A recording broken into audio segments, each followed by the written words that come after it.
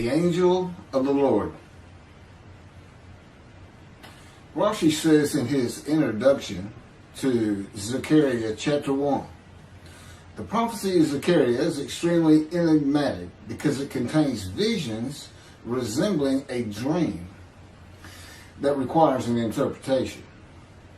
We cannot ascertain the truth of its interpretation until the teacher of righteousness comes. Nonetheless, I will put my heart to reconciling the verses one by one according to the interpretations that resemble it and follow the interpretation of Jonathan. This is God's test for the Jewish people, in particular the Jewish leaders. God's test of who the descendant of David is. The man described in Isaiah 53, the teacher of righteousness. That's who Rashi, known as one of the first rabbis to say that Isaiah 53 described the people, the Jewish people, as the patriarch Israel. Then here he is in Zechariah saying, we got to have to know the truth of at least chapter 1 of Zechariah, to know its truth, because we can't do it. And no Jewish man, religious, academic, commentator, or otherwise, has ever had the answer to this. And yet this video is going to give it to you. Why? I'm a teacher of righteousness. This is Zechariah chapter 1, verses 7 through 12. That's the preamble that Rashi leads into before he starts his commentary. And this is in Midrash form. That's where I take parts of a verse and interpret each in individual segments. Verse 7. On the 24th day of the 11th month of the second year of Darius, the month of Shebat, this word of the Lord came to the prophet Zechariah, son of Berechiah, son of Iddo. This word of the Lord. This verse continues with, in the night I had a vision, which is not a word of the Lord. The word of the Lord coming to Zechariah means the messenger of the words of God has come to Zechariah, who is the angel of God's presence, and the word of the Lord. Literally, that's his name. He has alighted upon Zechariah to bring a vision from God. Not a word, a vision. Verse 8. In the night I had a vision. I saw a man mounted on a bay horse standing among the myrtles in the deep, and behind him were bay, sorrel, and white horses. In the night I had a vision.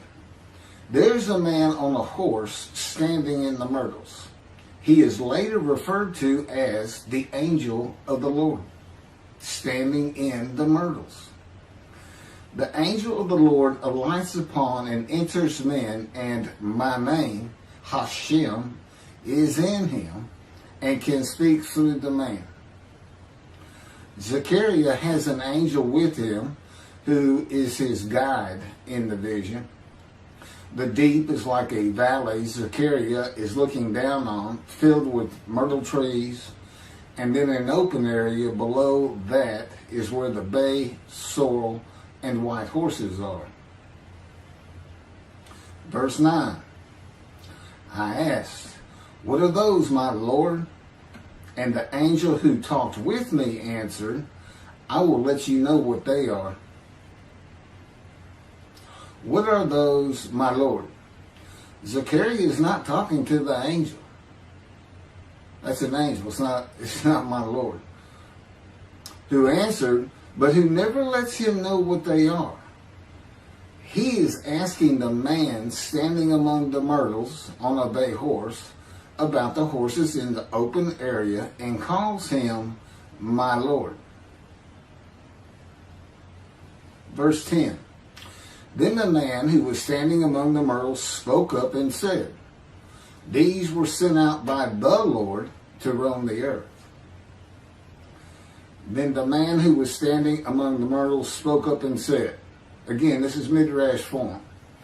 Okay, so the man standing in the myrtles answers the question of Zechariah, not the angel who is with Zechariah.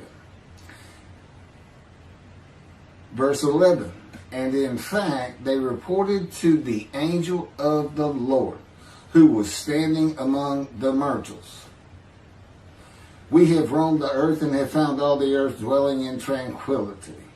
And it's just like a dream. We have horses talking. There could have been birds. Anything that can go far and go a long ways out and then come back. In this case, for this story or for this dream that was given Zechariah, it's horses.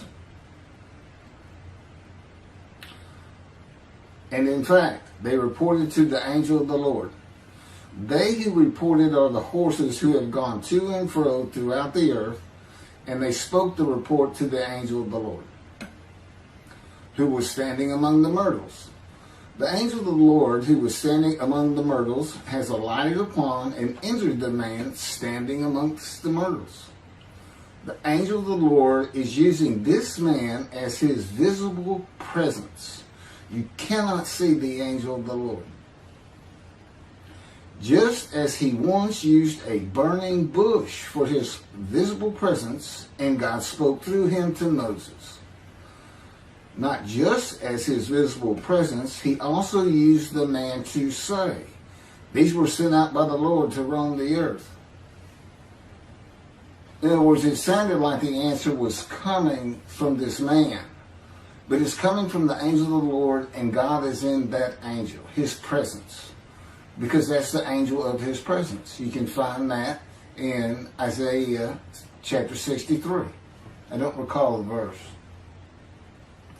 I never see anything on the angel of his presence. Wherever God's presence is, the presence that enters the temple,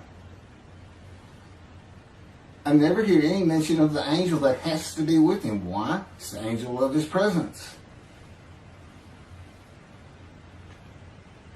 who is the angel of the Lord. Yeah, I believe, and I'm not certain about this, but I've heard it at least one or two times, and that is Christianity believes the angel of the Lord is Jesus Christ.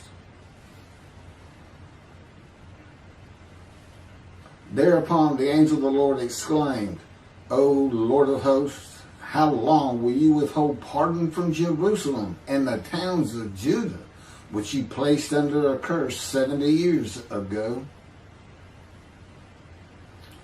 Thereupon the angel of the Lord exclaimed. Okay, so the angel of the Lord exclaimed through the man. Zechariah heard the words come from the man standing in the myrtles. It is the only way Zechariah could have heard the words. The angel of the Lord can only speak to the man he has alighted upon. Ezekiel describes this as, a spirit entered into me and set me upon my feet, and I heard what was being spoken to me. O Lord of hosts, how long will you withhold pardon from Jerusalem and the towns of Judah, which you placed under a curse 70 years ago? The following verses are from the book of Isaiah regarding this curse. Isaiah chapter 43, verse 2. So I profaned the holy princes. I abandoned Jacob to proscription and Israel to mockery. That, of course, is God speaking.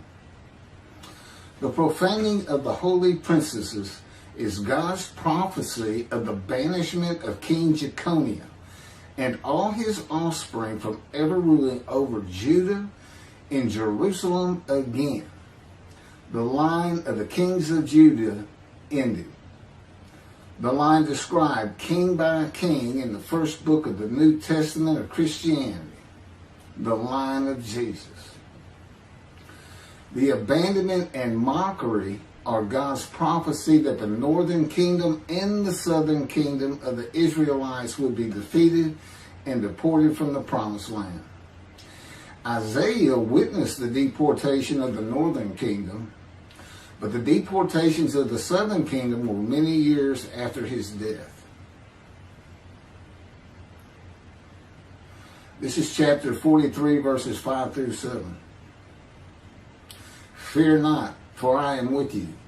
I will bring your folk from the east, will gather you out of the west. I will say to the north, give back, and to the south, do not withhold. Bring my sons from afar, and my daughters from the end of the earth, all who are linked to my name, who I have created, formed, and made for my glory. Okay, this is God's prophecy that all the tribes of Israel would return from the Assyrian deportations of the tribes east of the river Jordan, that were Reuben, Gad, and the half-tribe of Manasseh, and all the tribes of the northern kingdom, deported by Assyria, defeated and deported, and the Babylonian deportations of the southern kingdom. It is a prophecy that is specific to the Assyrian Babylonian exiles. This prophecy was fulfilled according to the books of Ezra and Nehemiah and their account of all 13 tribes returning to the southern kingdom of the lands of Benjamin and Judah. Jerusalem is within the lands of Benjamin, and his lands are considered part of the kingdom of Judah, since that is where the kings of Judah rule from. 10 tribes being lost and not returning is a myth. When the 7th month arrived, the Israelites being settled in their towns, the entire people assembled as one man in Jerusalem, as the man Israel, all of them.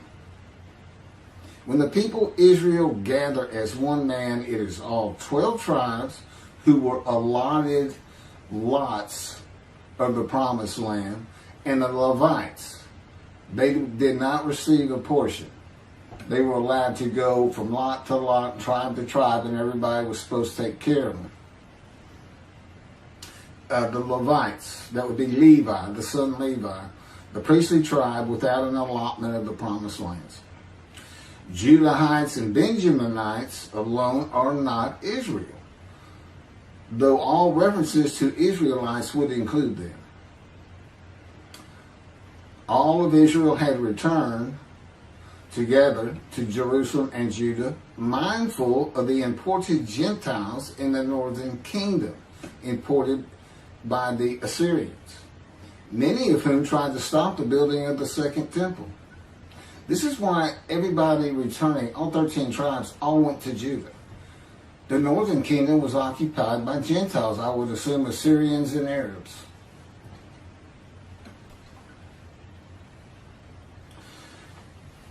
This is 1 Chronicles chapter 9, verses 2 and 3. The first to settle in their towns on their property were Israelites, priests, Levites, and temple servants, while some of the Judahites and some of the Benjamites and some of the Ephraimites and Manassesites settled in Jerusalem. That would be Ephraim and Manasseh. Manasseh was such a large tribe, it had to be broken in. It was broken in two. Half of it set up, their allotment was east of the river Jordan by about where Edom would be. And well, that was the tribe of Gad. Not Edom, Gilead, where the Tishbite, Elijah, the Gentile, was an inhabitant. Ramoth Gilead. Manassites, Ephraimites, and Judahites were the tribes with the largest allotment of the lands of Abraham, and Jerusalem is in the lands of the Benjamites. Those are who just got mentioned. The 3 largest lot owners. Okay, Benjamin, that's where Jerusalem is. He's important. And of course the priests, the Levites. So Ephraim and Manasseh were not lost tribes, as many believe from writings outside of the Bible. There never were lost tribes according to the Bible. Okay, so all 13 tribes returned and settled in new towns. The accounts of the deportations indicate there was not much left of the old towns. There is no account of how the new towns were settled, though it is unlikely it was based on prior ownership. The exile lasted too long for the deported owners to still be alive, and the tribes of the northern kingdom had to build new towns to live in. It also says the Levites settled in on their lands. So everybody had to pick and choose, and I'm sure the the strong and wealthy got the best places, and again, many just settled in Jerusalem. Okay, this is Isaiah chapter 43, verse 14. Thus said the Lord, your Redeemer, the Holy One of Israel, for your sake I send to Babylon. I will bring down all her bars, and the Chaldeans shall raise their voice in lamentation. This is God's prophecy that Assyria would be conquered by the Babylonians, who were defeated by the Chaldeans. But they actually go back and forth and actually became somewhat intermingled, Chaldeans and Babylonians. And that he would raise up the Gentile anointed king Cyrus of Persia to conquer them, to clear the way for all the tribes to return. That's how he cleared the way to the desert or made rivers for them. Basically, he got Cyrus to release them. Chapter 43, verse 25. And I never hear anything about this. It is I who, for my own sake, wipe your transgressions away and remember your sins no more. Okay, this is God doing, and he says this, something new. I'm going to do something new for the Israelites. This story repeats with the new covenant that includes sin forgiveness of the Jewish people that arise with Elijah and the angel of the covenant after the exiles of the Roman dispersal return to the land of Israel in a time to come. That's from Jeremiah chapter 31. The Jewish people have returned from the Roman dispersal of them throughout the world, the diaspora, which means outside of the promised land, outside of Israel, to a land that lay desolate for more than 2,000 years until after the Holocaust, and they created the state of Israel in 1948. 70 years later, and that's funny too, because they talk about a curse of 70 years. That 70 years, I believe, just applies to the last of 3 deportations of Judah and the defeat by the Babylonians, because the northern kingdom had been defeated and deported long before that, and the first to be defeated and taken to the lands of Assyria was Gad, the half tribe of Manasseh, the lands east of the river Jordan. 70 years later, the land blooms again, and Jerusalem has been rebuilt as a great city, larger than it was in ancient times, according to God's words in Jeremiah 31. The time to come to deliver the new covenant with sin forgiveness is here. That's very important for the interpretation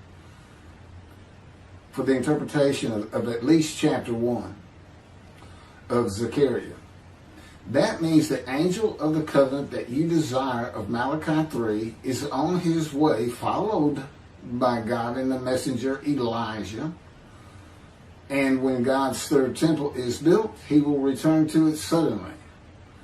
This is the day of the Lord. That's Malachi chapter 3. Now, Zechariah is in Jerusalem, and the construction on the second temple is about to begin.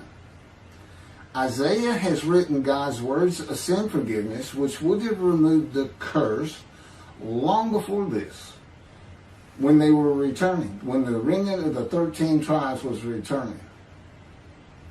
And the angel of the Lord proclaims, O Lord of hosts, How long will you withhold pardon from Jerusalem and the towns of Judah, which you placed under a curse 70 years ago? Okay, this vision of Zechariah and the words of the angel of the Lord through the man standing in the myrtles regarding the curse 70 years ago is to make Zechariah think and try to understand why the angel of the Lord would say this. From his perspective, the curse was lifted. He was back in Jerusalem with all the tribes preparing to build the second temple. The vision is for Zechariah to find out how and when the curse was lifted. And that's important today, because this is the day of the Lord. The new covenant is here, and every single Jew throughout the world is forgiven of their sins right now. And that message has been given to me to be delivered. And it's not getting out there. It's just not getting out there, and that's what happened here. Because if you read Ezra and Nehemiah, it's clear they had no idea that their slates had been claimed. And sin and continue. Once you know that God has just said, okay, I'm not going to remember any of that. Let's all start fresh. I'm here with the covenant of friendship. Let's everybody start being observant Jews. Okay? Which would include going to Yom Kippur. Having a slate clean does not mean you have a lifetime now of sin forgiveness. The books of Ezra and Nehemiah reveal, this is how God had me write it down. This is from the book, Isaiah 53, in the day of the Lord, that was dictated to me. The books of Ezra and Nehemiah reveal that the 13 tribes did not know they had been right. We had to wait for the teacher of righteousness to know. And this is another thing I never see in this Messianic era that is taught, that is coming, is that God is with the descendant of David as he was with Moses. I mean, just right there with him.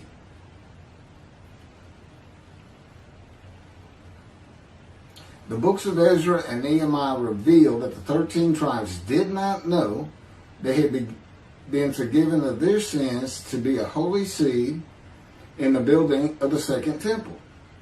If people know they have been forgiven and have a clean slate from past transgressions against God and his laws, they are more likely to stop their sinful ways and abide by his laws in the future.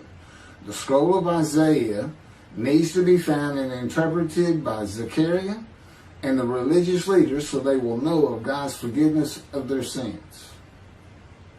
God will be returning before the temple is built. That will be the third temple, to test the devotion of his righteous servant and make him suitable for his purpose, which might prosper. That includes the building of the third temple. This would begin when his spirit alights upon the anointed one, Mashiach. His presence with his righteous servant will be necessary for the temple to be rebuilt.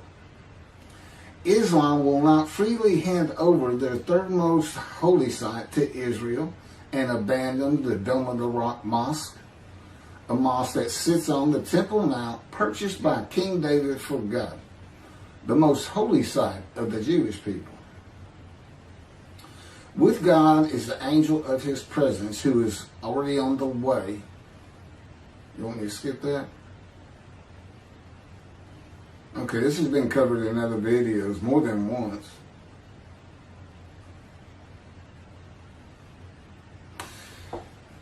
The prophet like Moses will have other similarity to Moses beyond writing God's words at his command and direction, as this was written. At God's command and direction, I typed those words. To the greatest degree possible for any human being, Moshe's identity and existence became one with the Creator. Now that's who you're looking for when you say the prophet like Moses. It's not Joshua. I've heard that one, which is, it says right there on that page, there's never been another prophet like Moses. Well, his attendant Joshua standing right there, if that's... Anyway.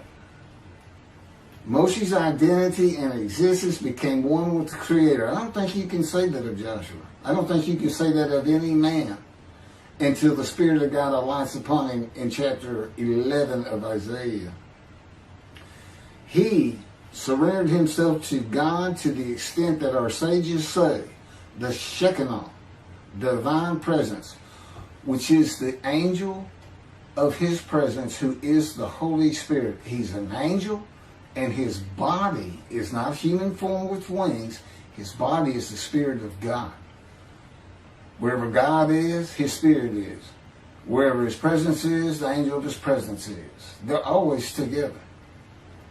So when they alight upon a man and say, okay, we have tasks for you, that man immediately becomes a man in divine beings. And that's the Shekinah. That's the Spirit of God and the presence of God entering into the temple, which would include the angel of his presence.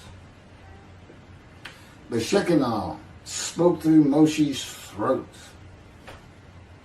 As I have mentioned, God can speak through me. You're only going to know it, just like with the man standing in the myrtles, by the words that are spoken. Okay? Because it's my voice.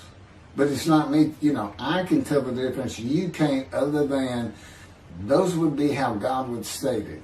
And you can, if you watch closely, you can see it happen in all these videos. I mean, for the most part. Where God just, you know, he just throws out a sentence or two. And I just keep going, you know. I let him get done, and I just pick up from there. We've been working on this for over 13 years. That's from the Zohar, Volume 3, page 232A. And then it says, i.e., he was God's veritable mouthpiece on this earth. That's from the Sefer Hashikos 5749, Volume 1, page 290, and a footnote. The prophet, like Moses, will also have the answer to these questions. Quote, the great Jewish philosophers try to understand the question of how Moses heard God literally, some insisting that God spoke actual words and Moses heard them with his ears, while others suggest that God's speech was communicated silently to Moses' intellect and only uttered in sound by Moses himself. Maimonides, Rambam, even as he affirmed the communication between God and Moses as a fundamental Jewish belief, ultimately conceded the mysteriousness of that process.